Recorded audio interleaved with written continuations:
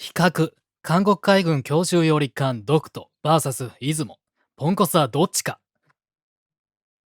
韓国の強襲揚陸艦ドクト。アジア最大の軽空母級輸送艦と自負する韓国であるが、この揚陸艦が設計ミスによりポンコツであると報じられている。そのため軍事用としてではなく、イベントやパレード用の艦艇やマッコリを飲みながら設計したなどと揶揄され、就役から7年が経過しても戦力となっていない。韓国は就役当時は揚陸艦として作られてはいるものの、回収すれば軽空母としても運用できると景気のいいことを報道していたが、次々と欠陥や設計ミスが発覚した。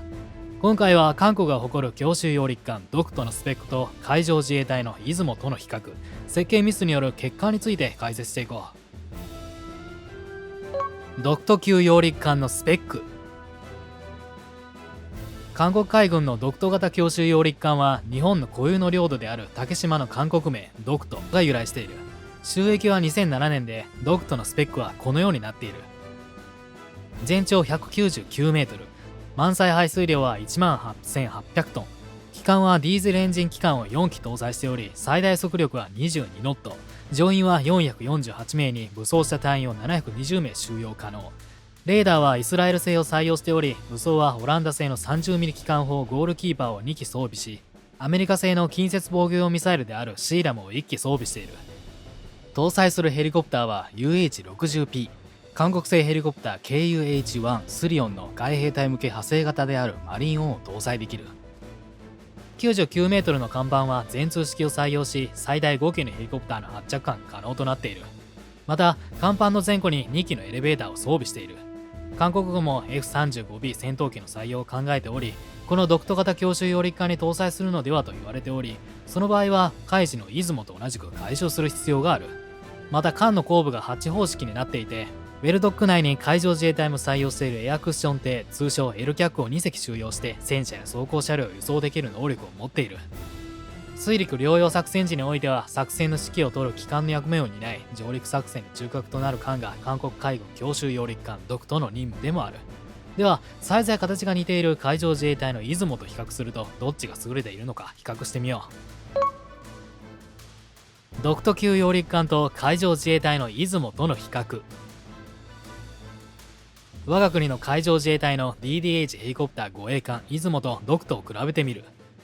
出雲は旧国名出雲が由来で、全長は248メートル、満載排水量は2万6000トン、最大速力は30ノット、時速約55キロ、エンジンはガスタービンエンジンを4機使用している。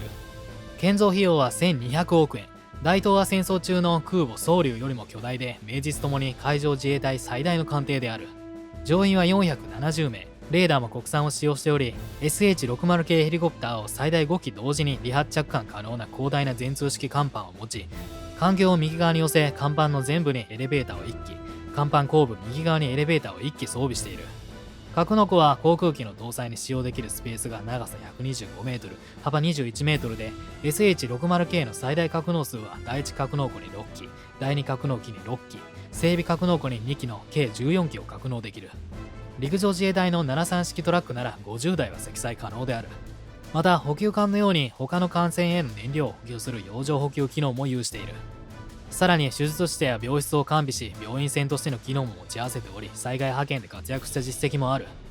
出雲はオスプレイを着艦させたこともあり、今後は F-35B を運用するために現在改修中である。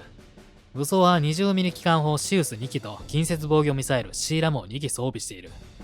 ドクトは出雲より小型にもかかわらず、最大速力は出雲よりも劣っている。ただドクトは L キャックを2機搭載しているため、揚陸部隊を送る機能は優れている。強襲揚陸艦とヘリコプター護衛艦と任務の特性は違うが、圧倒的に出雲の方がスペックは上であろう。また外洋での長期航海の実績がないドクトは外洋での運用に耐えることができるかは不明である。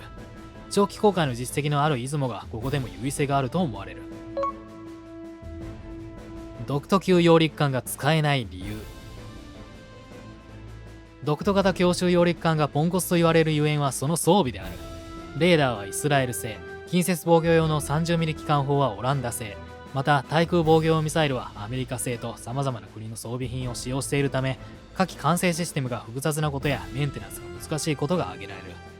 レーダーはドクトの設計の時点で搭載する位置に不具合があり、シークラッターと呼ばれる海面のうねりをレーダーが拾い、レーダーとしての機能を果たさなかった。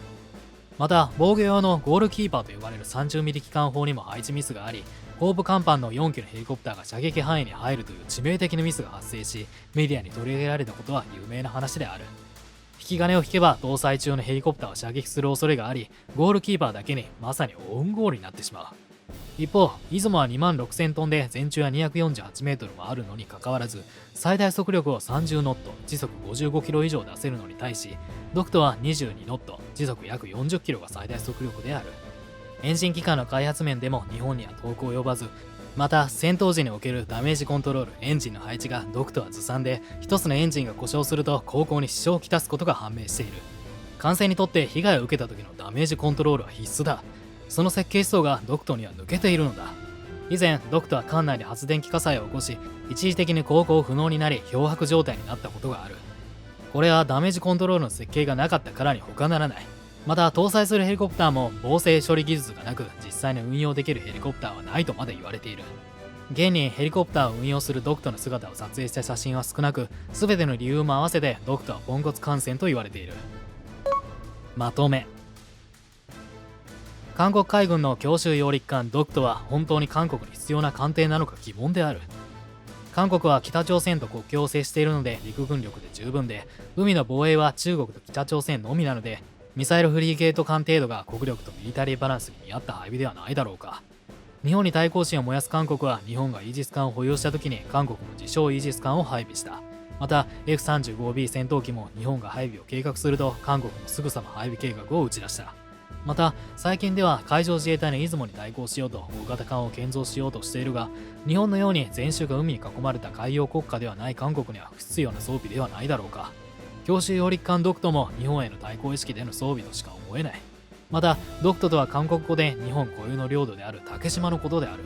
その名前を揚陸艦につける時点で韓国は日本の友軍なのか疑問を感じる。